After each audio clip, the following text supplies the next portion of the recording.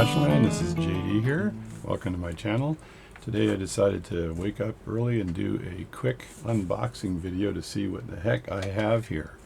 So pay attention. I'll do a quick watch check first. So this is wearing my San Martin watch. Looks like a lot like a Tissot, but it's not. But it's a beautiful watch and has a beautiful PT 5000 movement in it, and I bring that out on the boat and crap. So it's summertime, so I'm slowing down on my watch repair. I still have, as my audience knows, there's two gentlemen that I've got to return watches to, and my plan now is to do that in the evenings next week to finish all this stuff off. So I'll have kind of a clear summer, and maybe I'll take one pocket watch to do, but you know, or maybe more. So I'm going to unbox this package. It came by airmail. It came from the UK, and you see I got all these crystals over here. So I was attempting to do crystal fitting, but I failed miserably, I think, because it was for a Hunter watch with a cover on it. And oh my God, this thing was not round. The watch, in fact, was oval. And I was like, okay, how does this watch become oval? So this is where the bezel was. So be very careful when I'm cutting this. This looks like it's well packed, but it's not in a hard box, which concerned me a bit. So I'm just keep cutting around here and be very, don't do like a 2-year-old at Christmas and rip this thing all apart, thinking, oh my God, it's my new Scuba Steve or my new Kung Fu Panda bear or whatever. So there we go. This is wrapped again. I'll just throw that on the floor to make more mess. And I got bubble wrap. Not sure how good that was because there's no bubbles left in the bubble wrap. It's kind of crappy. So what do we got here? Let's just cut the bubble wrap open. I actually like this pair of scissors. It works really well. So try not to bore you here. Tell you a story about a man named Fred. So, and unboxing these watches. What the heck do I have? Well, if I put it in the title of the video, you'll know right away. So I'm not going to even put it in the title of the video, right? So that's whatever bubble wrap was there. So there's more stuff here, and now I've got even more boxes to deal with. No. So I know you guys are all watchmakers and don't give a rat's badupsies about boats, but I'm going to be doing a boating video this weekend, and this is for a gentleman that provides videos on how to do safe boating, and he does an amazing job. I took the 4-hour course, and I was pretty confident in driving this pretty massive boat I picked up, and I think I probably could do watchmaking on that boat, but you know, as long as it's not in the water, and you can put a table in there and repair watches. Not recommended. So I've just cut some more tape and stuff, and this is like what my mother did when I was a kid. She just kept putting more boxes and more boxes, and then it was Christmas, and I just kept unpacking the boxes, and by the time I got to the last box, I was all excited because it was heavy, and I thought I got the world's best gift. And then inside that last little box, as the boxes got smaller and smaller, it ended up being a rock, a big rock. And then Mom laughed her butt off, like she couldn't stop laughing, and I was sitting there with the saddest look on my face, right?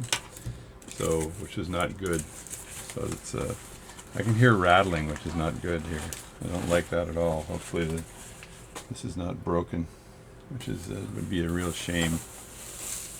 There's some more protective, you know, carcinogenic protective covering here for this. I'm just going to pull this out slowly, and what do I have here? Oh my God, look at that. I think it actually came in one piece. I have what we call, and there's the key here, which was in there to just basically bang around with everything else. And there's some more carcinogenic coating. And this is from Kind Regards, and this is, there you go, Etsy shop, Fiona Fourth Artisan, and that's her shop. Interesting photo. Not sure what that means, but very interesting photo. A couple of coffee cups, maybe. A cup worth. This is a carriage clock. So, and it is a, see if the glass is all intact here, which I think it is. Yeah, it is all intact. So there it is there. And it is a carriage clock. See if the balance is still good. So this weighs a ton, a small ton. So this is I'm going to look at the back here and then zoom in so you can see what this looks like. So I think this door opens. I'm not a carriage clock expert by any means. I'm a watch and pocket watch guy. There it is. And it is a Briggs. There's where you wind it. There's where you wind it here, and there's where you set it here, I believe. So, and I'll just try that out. But I believe it is called turn the face around, Mappin and Webb. Mappin and Webb, and I believe Mappin and Webb started their business in 1780, I think, and they're from London. And this is a carriage clock. It's gorgeous. And here we've got the balance on top. And I did another video where I drilled a hole in one of these because the escapement, which is right over here on the side, the pivots were broken on both sides. So it's gorgeous condition. It's got a little door here that you open, and the glass itself here has a little bevel on it. And I'm actually surprised this thing came in one piece. And what we'll do later is a full review of this. There's the side view where you can see all the gears, and the gears all leading up to the escapement and the balance at the top. And these carriage clocks, supposedly Napoleon wanted a carriage clock so he knew what time it was when he was attacking people, and and this would just be like suspended within a carriage, and it usually would have like a leather case with an opening, like a window opening, where they'd take the front off, and then you'd see the clock itself, and that would allow them to know to basically synchronize their watches for attack. So this is the winding key. So I'm going to wind this up and see what happens. Let's turn this around here. And this is the setting key, but let's see if I can get any wind out of this at all. And again, I'm not sure which direction I need to wind this, but let's do it this way. Oh, it's wanting to move. This obviously needs some cleaning. Of course, I don't want the mainspring to break on this, so I'm not going to wind it up all the way. Well, that looks pretty tight now.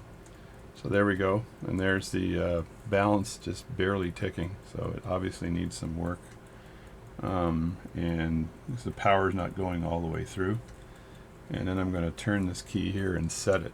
So just turn that around like that, and I should actually move the camera a bit, right? But the heck with it.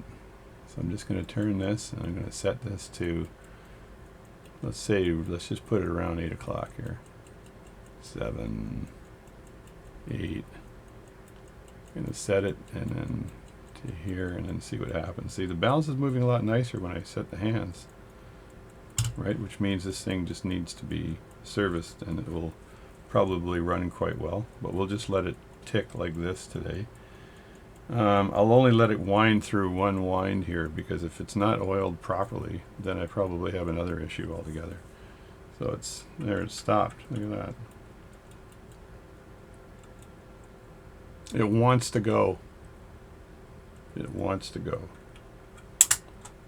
So there you go. That's the carriage clock. It's not really working that well. It's ticking right now, but we just force this to tick. It's kind of what I do with pocket watches when I'm trying to get them going again. But this one it was in the mail for quite a while, so it probably just needs some help. So it's running there. Anyway, that's the carriage clock. It's a little beautiful little device, and there it is, a Mappin and Webb carriage clock. Ta-da! And it stopped again. Needs oil. Needs oil. Alright, thanks for watching, and I'll see you later when we strip this thing down and get it running properly.